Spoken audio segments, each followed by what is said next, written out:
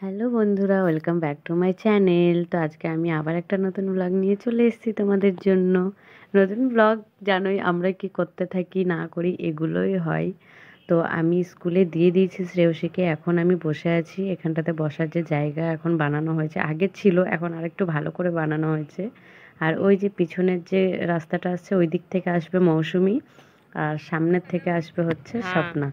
তো ওরা কেউই এখনো আসেনি, আজকে আমি চলে এসেছি। আমি ওইদিকে ক্যামেরা দেখাচ্ছি আর এইদিকে দেখছি মহারানী আমার পিছনে এসে বলছে যে একা একা বসে আছিস।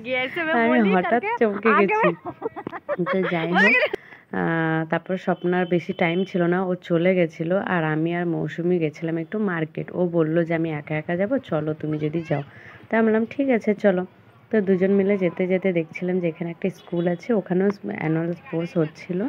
তো সেই কারণে দেখো মেয়েগুলো কত সুন্দর লাল শাড়ি পরেছে, আমরা যেমন বাঙালিরা পরি লাল সাদা শাড়ি।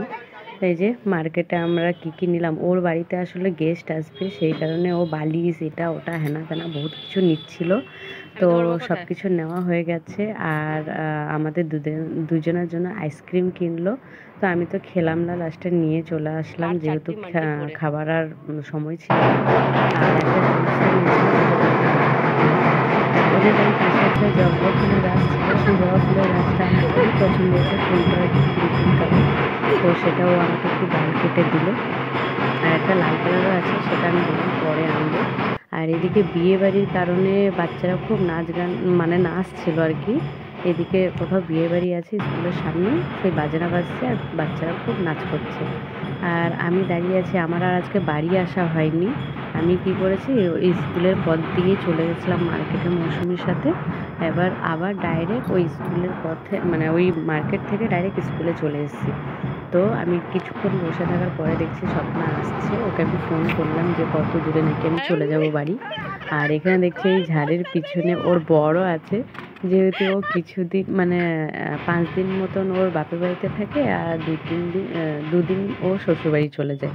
মানে স্কুলে ছুটি নিয়ে বাচ্চাকে নিয়ে একবারে চলে যায়, তো সোমবারে আবার আসে। তো পাশেই যেহেতু তার শ্বশুরবাড়ি বাপের বাড়ি যাওয়া আসা করে, আর ও বাপের বাড়িতে থাকে এই কারণে, কারণ ওর মেয়ের স্কুলটা এখান থেকে কাছে হয়, আর শ্বশুরবাড়ি থেকে না আধা ঘন্টা 1 ঘন্টা লাগে আসতে। তো যাই হোক, ওরা চলে গেল আর আমরাও চলে আসলাম শ্রেয়সীকে নিয়ে।